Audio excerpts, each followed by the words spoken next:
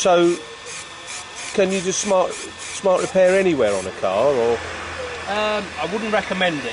I'd stick to smaller areas. Bumpers are fine, but if you come to things like middle of doors, bonnets, I wouldn't recommend it, because the environment the smart repairer works in, panels like bonnets, roofs, doors, I'd recommend going to a body shop. Oh, I see. So it's not a miracle cure for all damage then? No. So, but presumably this is convenience, and if you have just a scuff, which most cars have, do they? Yeah, scuffs are fine. Even strips on the doors are fine. But if it's part of the door, then I recommend the body shop. Right. Okay. So I think I see what you mean. Right, so there's the damage on the corner there, which is only about the size of well, a big grapefruit. Okay. So what bit do you intend to paint there, Matt? I'm going to paint it out to about here, fade it out to here. Yeah. Because I want to follow this line. Yeah. And because the line fades out here, I'm going to try and lose the lacquer to there. Around this side, bring it down to this narrow spot, lose the lacquer about here. Okay. So, what about the atmosphere then?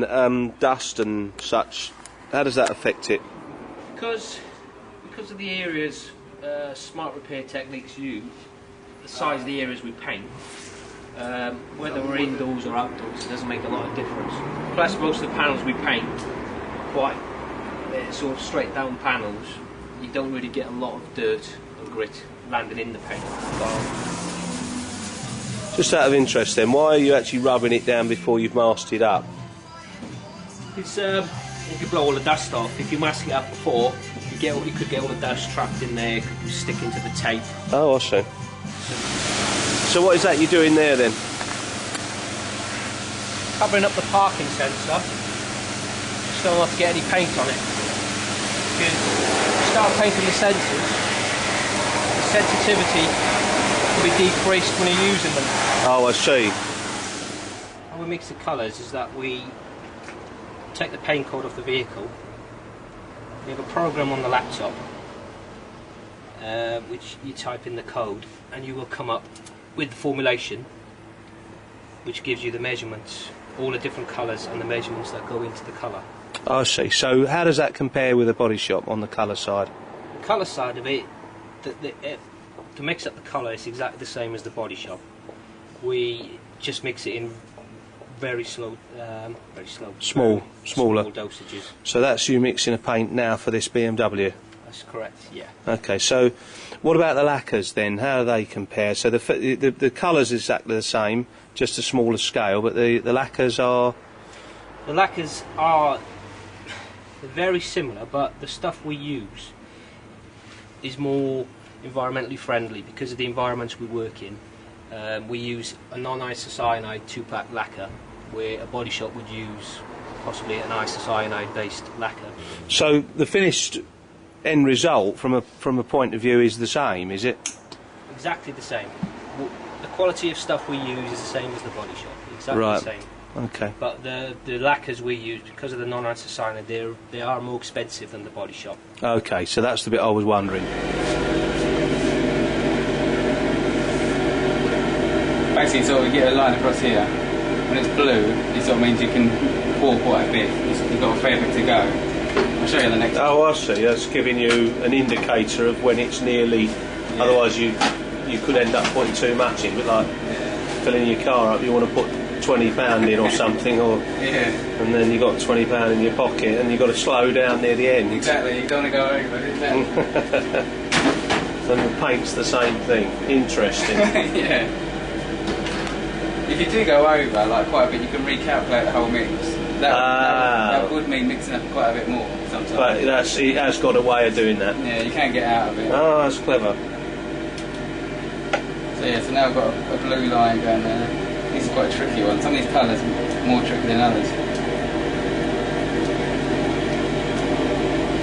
It takes a bit of mixing to get it right, doesn't it? To get the colour exactly right. Yeah, you have to be quite thorough with it. I mean, look how it's all stuck around the side at the moment. Yeah.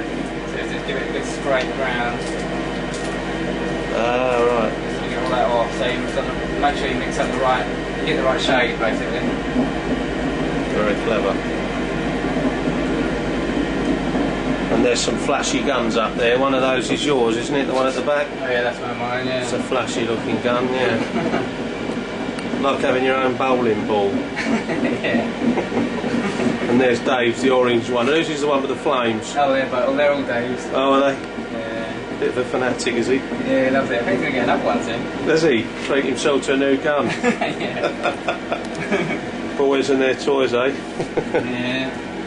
Why wouldn't you just repair just that area? Why don't you paint this door and then stop just past here and repair that area? Well, you know, in other words, just paint the silver just past there. Why wouldn't you do that? Generally, you have, with a lot of metallics and modern colours, you have to give yourself enough room to blend the colour. Yeah. Because there's so many different things, reasons, temperature, application, that can make the colour look different. And if you're trying to keep it really, really close... Show me what you mean on that panel then. If you were to colour this, you would have to put your silver at least to here, yeah, and fade it in, and then you lacquer a bit further. So it's not much difference to just lacquer all the way to the end.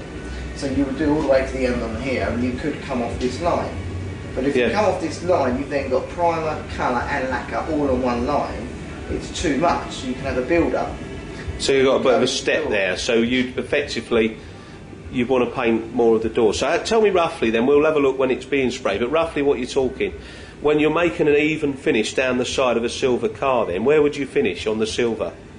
On the silver you would... We're looking at the door right now, yeah? You would fade it in, so you would...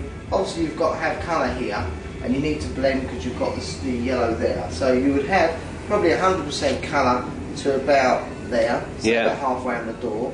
You then reduce it down to about 80, 50%, then your final bit here would have between 5 and 10%. Right. So you'd have your old silver matches your old silver on your wing, and it will gradually fade into your new silver down the side. So what would be the effect if I tried to just paint it to there? Just do a small area, like a smart repair?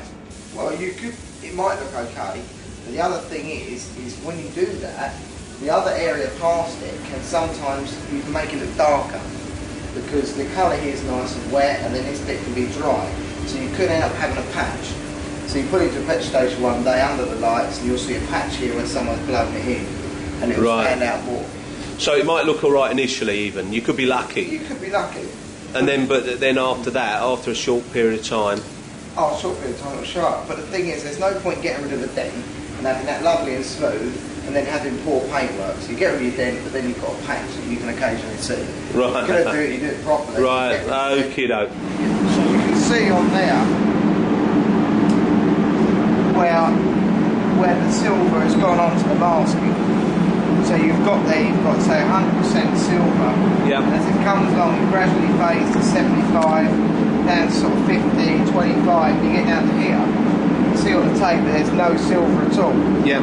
So basically... But only here I can see... It's gradually starting to... So this is how you fade it across this panel, and then this won't look patchy later? No. And then what you do is you put a clear lacquer all the way along. So the clear lacquer seals it. So you won't see